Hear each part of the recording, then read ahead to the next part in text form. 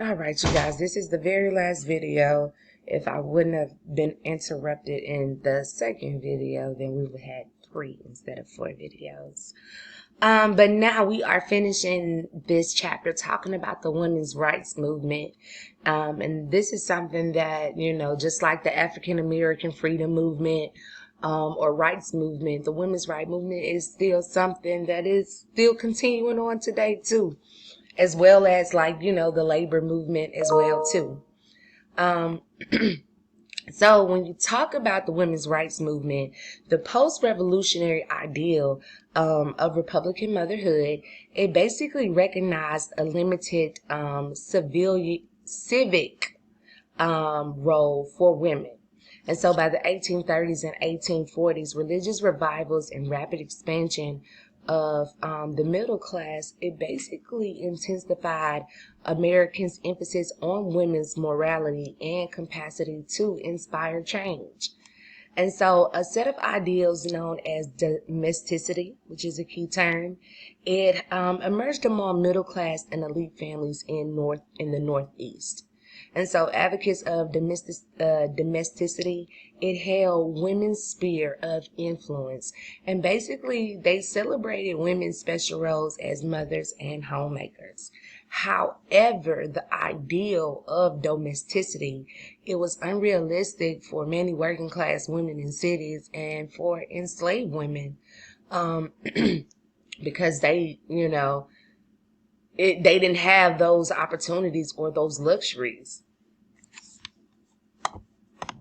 And so the origin of the women's rights movement, many middle class women, they transcended these rigid boundaries by joining in the Second Great Awakening. And this is where they gained authority and influence over many areas of family life, including the timing of pregnancies. So, this is when women started to say, I don't want to have 10 kids or 5 kids. I only want to have 2, or whatever the case may be. And I don't want to have them right now. I want to have them, 2 years or whatever the case may be. And so, when you talk about domesticity in education, religious activism, it did advance female education, as churches sponsored academies for girls from the middling class, the middle classes. And so the intellectual leader of the new women educators was Catherine Beecher, whose treatise on domestic economy in 1841, it basically advised women on how to make their homes examples of middle class efficiency and domesticity. And so, though Beecher, she largely upheld women's separate sphere, she made an exception for teaching, arguing that energetic and benevolent women, they were better qualified than men to instruct the young. And this is still something that kind of goes hand in hand with today's time because, of course, you have more women teachers than you have male teachers, throughout the whole pre-K through 12 system. And so, though by the 1820s, women educated in the nation's growing female seminaries and academies, they participated in a remarkable expansion of public education. And so, to be honest with you, they went to college to get a husband. Their classes were like sewing, cooking, knitting, crocheting, etiquette, things of that nature, things that we don't even have the opportunity to even think our school is going to offer that nowadays. And so Northern women, they did support the movement that was led by Horace Mann to increase the number of public elementary schools and also improve their quality. And so Horace Mann is known to be, the father of education, especially when you talk about public education within America.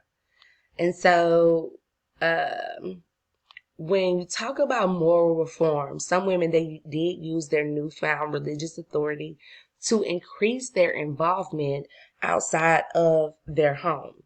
And this began with moral reform. And so when you talk about the Female Moral Reform Society, which is a key term as well, it was founded in 1834 and it was led by Lydia Finney, who had as its goal ending prostitution, redeeming fallen women, and also protecting single women from moral corruption. So this was her idea, and the Female Moral Reform Society's movement in 1834. But that's still a problem that we have in America. Prostitution, like I said, at this time was legal, but prostitution is still around today. It's actually worse, especially with human trafficking, sex trafficking, things of that nature.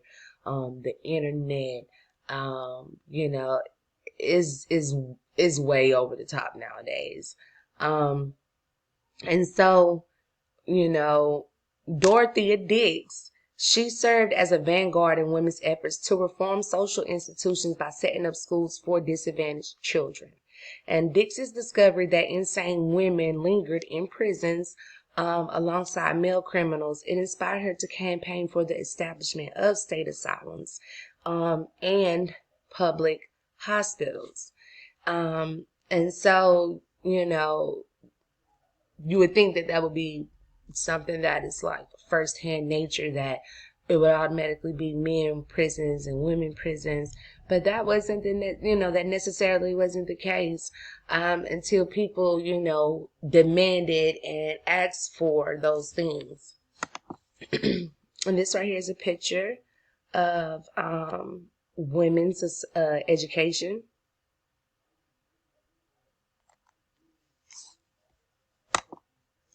And so from anti-slavery to women's rights.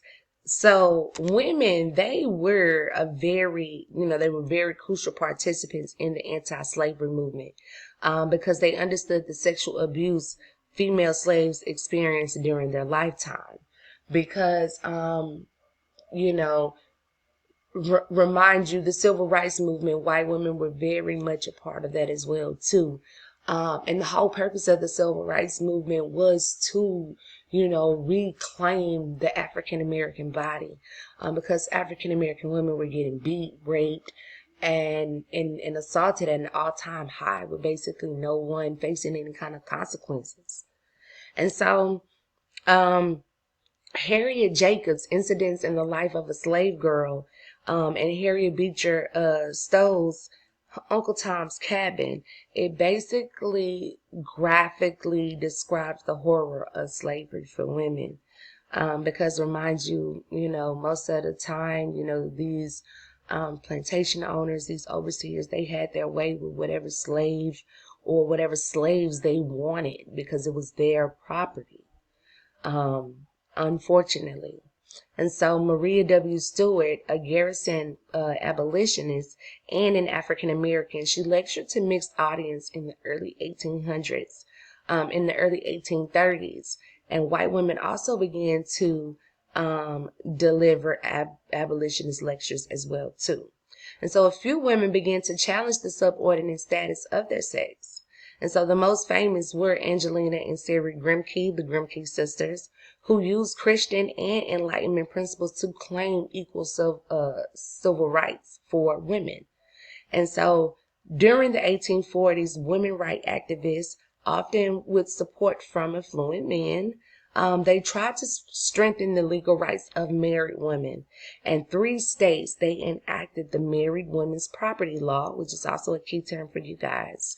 And those were enacted in between 1839 and 1845.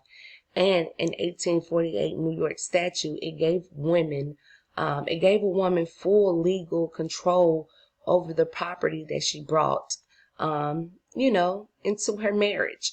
And this basically became the model for similar laws in 14 other states. And this is a picture showing dress reform.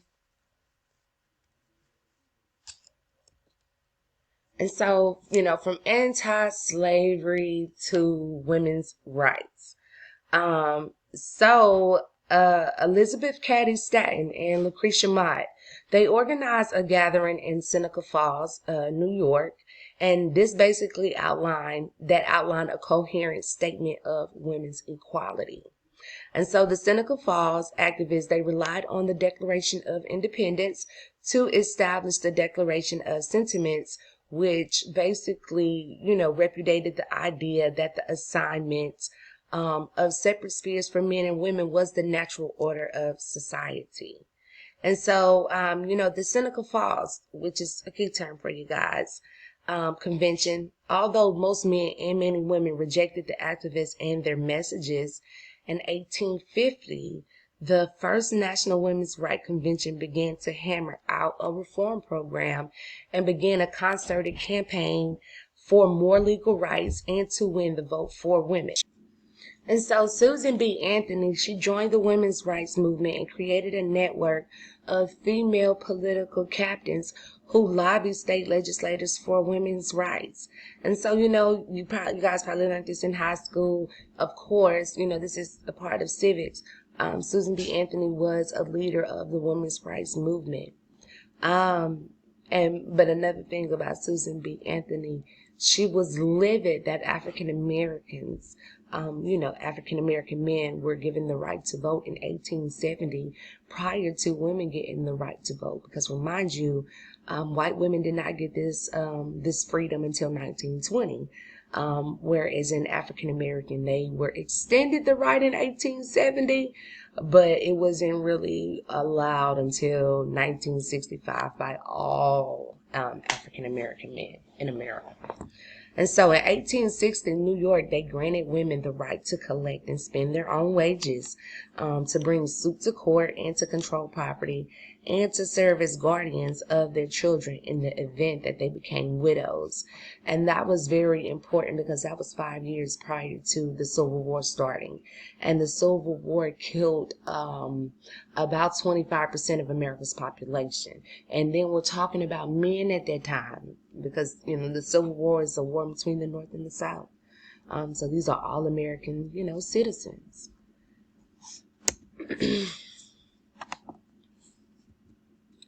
And that is the end of this chapter.